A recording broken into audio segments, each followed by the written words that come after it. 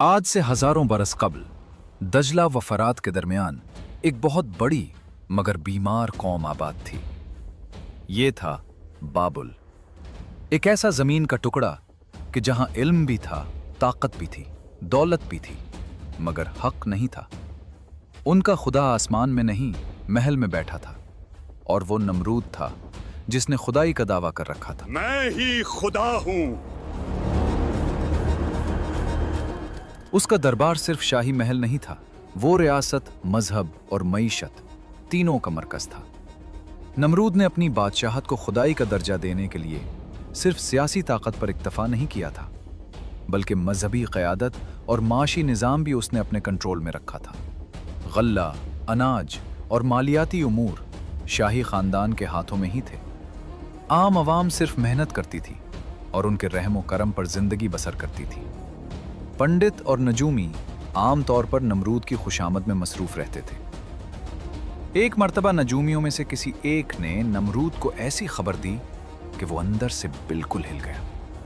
नजूमी ने कहा कि अनकरीब एक बच्चा पैदा होने वाला है जो तेरी बादशाहत और खुदाई को चैलेंज करेगा। ये बात सुनकर नमरूद बज़ाहिर हंसा, मगर अंदर से शदीद फिक्रमंद और खौफसदा हुआ। और इस खौफ का इजहार नमरूद के इस हुक्म से होता है। नमरूद ने सिपाहियों को हुक्म दिया, सिपाहियों, जो बच्चे भी पैदा हो रहे हैं उनको फौरी तौर पर कत्ल कर दिया जाए। जाओ घर घर तलाशी लो, कोई बच्चा जिंदा नहीं बचना चाहिए। ये वही दिन थे जब हजरत इब्राहीम अलैहिस्सलाम अपनी वालदा के पेट में थे। एक माँ जो अपने बच्चे की हिफाजत के लिए कुछ भी कर सकती थी, वो रात के अंधेरों में दूर एक गार के पास चली जाती है। निहायत खामोशी के साथ हजरत इब्राहीम अलैहिस्सलाम की विलादत होती है, किसी को उसकी खबर नहीं। और उसी मकाम पर हजरत इब्राहीम अलैहिस्सलाम की इब्तिदाई परवरिश होती है। हजरत इब्राहीम अलैहिस्सलाम का बचपन ऐसे माहौल में गुजरता है जहां पहाड़, आसमान, चांद, सूरज, सितारे और मज़ाहिर फितरत हर वक्त सामने नजर आते हैं। और बहुत सारे तगय्युरात मज़ाहिर फितरत में ऑब्जर्व भी किए और उनमें गौर व फिक्र का अमल भी जारी रखा। जब हजरत इब्राहीम अलैहिस्सलाम थोड़े बड़े होने लगे तो आप अलैहिस्सलाम की वालदा आपको अपने घर ले आई, क्योंकि नौमौलूद बच्चों को कत्ल करने का खतरा अब पूरी तरह टल चुका था। मगर जब हजरत इब्राहीम अलैहिस्सलाम ने अपने घर में कदम रखा तो एक हैरान कुन मंजर उनके सामने था। उनका घराना बुत परस्ती का गहवारा था। घर में हर तरफ बुत ही बुत नजर आ रहे थे। हजरत इब्राहीम अलैहिस्सलाम के चचा आज़र, जो घर के सरपरस्त भी थे और साथ ही बुत तराश और बुत साज भी थे। हजरत इब्राहीम अलैहिस्सलाम को अल्लाह ताला ने बचपन से ही फितरी हिदायत से नवाजा हुआ था। वो खामोशी से ये सारे मनाजिर देखते हैं। वो देखते हैं कि हाथों और औजारों से बुत बनते हैं और फिर खुदा कहलाए जाते हैं। वो देखते हैं कि पत्थर को तोड़ा भी जाता है और जोड़ा भी जाता है, यानी वो पत्थर से बने खुदाओं को टूटता हुआ और जुड़ता हुआ देख रहे हैं। अपने ही हाथों से अपना माबूद बनता हुआ देख रहे हैं। खुदा कैसे तैयार होता है, खुदा कैसे टूटता है, खुदा कैसे गिरता है, ये सब कुछ हजरत इब्राहीम के जहन में चल रहा था, मगर ज़बान पर सवाल नहीं लाते। हजरत इब्राहीम की ज़िंदगी का ये मरहला सिर्फ मुशाहिदात का था। वो अपने इर्द गिर्द मुआशरे पर नज़र डालते हैं तो सोसाइटी में भी यही मनाजिर नज़र आते हैं। चूंकि बाबल उस ज़माने में फ़िक्री तौर पर बीमार और मुशरिकाना रस्मों के लिए मशहूर था, कहीं चांद, सूरज, सितारों को पूजा जा रहा है, कहीं दरख्त, दरिया, नदी, नालों को खुदा का दर्जा दिया जा रहा है, कहीं अपने ही हाथों से बने हुए बुतों के आगे अपने सर को झुकाया जा रहा है। हज़रत इब्राहीम अलैहिस्सलाम लोगों की इस जहालत पर हैरान थे, मगर खामोश। अभी खामोशी का मरहला जारी था। जब हजरत इब्राहीम अलैहिस्सलाम बचपन से जवानी की तरफ बढ़ने लगे, कई सवालात आपके जहन में गर्दिश कर रहे थे। अब खामोशी टूटने लगी। अब हजरत इब्राहीम ने सवालात का सिलसिला शुरू कर दिया। एक दिन आज़र बुत तराश रहा था। हजरत इब्राहीम ने आहिस्तगी से पूछा, आप क्यों उस चीज को माबूद समझते हैं जो ना सुन सकता है ना देख सकता है? आज़र ये सुनकर चौंक गया। इसलिए कि हमारे बाप दादा ऐसा मानते थे। हजरत इब्राहीम अलैहिस्सलाम ने फौरन कहा, अगर बाप दादा गलत हों तो? सुनकर आज़र हिल गया। और उसने महसूस किया कि इब्राहीम बच्चा ज़रूर है मगर आम बच्चा नहीं। आज़र ने हज़रत इब्राहीम अलैहिस्सलाम के सवाल को सिर्फ इसलिए नज़रअंदाज किया कि ये पहली मर्तबा था। वो ये सोच रहा था कि इब्राहीम अभी छोटा है, जब बड़ा होगा तो बाकी लोगों की तरह ये भी इसी माहौल में ढल जाएगा। मगर मामला कुछ अलग था। ये तो हज़रत इब्राहीम अलैहिस्सलाम के सवालात का अभी आगाज़ था। चुनांचे हज़रत इब्राहीम अलैहिस्सलाम जगह जगह इस तरह के सवाल उठाते जो इंसानी अक्ल को अपील कर सकें, माबूद हकीकी की मारिफत का शऊर दे सकें। एक मर्तबा हज़रत इब्राहीम अलैहिस्सलाम ने सितारे को चमकता हुआ देखा तो तमसीली तदरीस के तौर पर फरमाने लगे, अच्छा ये खुदा है, ये चमकता भी है। फिर जब सितारा डूब गया तो फरमाने लगे कि मैं डूबने वाले को पसंद नहीं करता, यानी जो खुद डूब जाए वो खुदा कैसे हो सकता है। फिर चांद की तरफ देखा और कहा, ये खुदा है। कौम थोड़ी मुतमईन हुई, कहने लगी शायद अब बात बन जाएगी।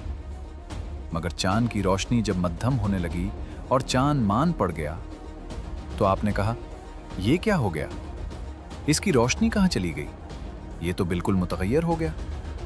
इस तरह आपने बेजारी का इजहार करते हुए फरमाया, अगर मुझे मेरा रब हिदायत ना देता तो मैं गुमराह हो जाता। फिर हज़रत इब्राहीम अलैहिस्सलाम ने सूरज को तुलू होते देखा तो आप अलैहिस्सलाम ने कहा, हादा रब्बी, ये मेरा रब है, ये बहुत बड़ा है। लेकिन जब सूरज गुरूब हुआ तो आपने कहा, ये क्या हुआ, ये तो गुरूब हो गया, खुदा गुरूब कैसे हो सकता है। यहां हज़रत इब्राहीम अलैहिस्सलाम ने खुलकर ज़र्ब लगाई और फरमाया, मैं बेजार हूं तुम्हारे इस शिरकी अकीदे और नज़रिए से। मैं उस हस्ती की तरफ मुतवज्जे होता हूं जिसने ज़मीन और आसमान को तख्लीक किया।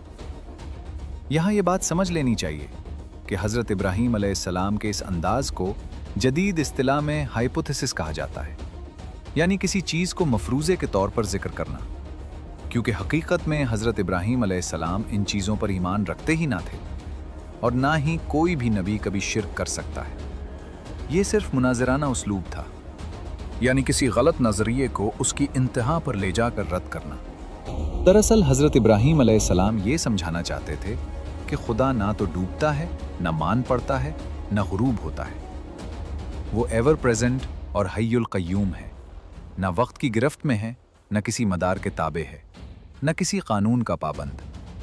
लिहाजा चांद, सूरज, सितारे, दरख्त, नदी, नाले, ये जितने भी मज़ाहिर फितरत हैं, उनकी इबादत करने के बजाय उसकी इबादत करो जिसने उन सब को पैदा किया।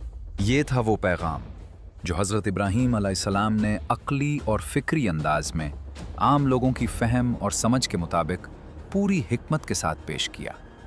इस वाक़े के बाद बहुत से लोग हज़रत इब्राहीम अलैहिस्सलाम की मुखालफत पर उतर आए, बिलखुसूस मजहबी तबका, क्योंकि अब हज़रत इब्राहीम अलैहिस्सलाम खुलेआम तौहीद का ऐलान और माबूदान बातिला का इनकार कर चुके थे। और बुत परस्ती का इनकार सिर्फ आइडियोलॉजिकल थ्रेड नहीं था, बल्कि ये इकोनॉमिकल और पॉलिटिकल थ्रेड भी था। ये सिर्फ बुत नहीं जिनका हज़रत इब्राहीम अलैहिस्सलाम इनकार कर रहे थे, बल्कि ये उनका माशी असासा भी था। बुत परस्ती सिर्फ इबादत और मजहब नहीं था, बल्कि तिजारत और कारोबार भी था। हज़रत इब्राहीम अलैहिस्सलाम का ये इनकार बाप दादा के नज़रिए पर चोट थी, मजहबी अथॉरिटी और इजारादारी को चैलेंज था, और बाबुल के सियासी निज़ाम की बुनियादों को हिला देने वाला था।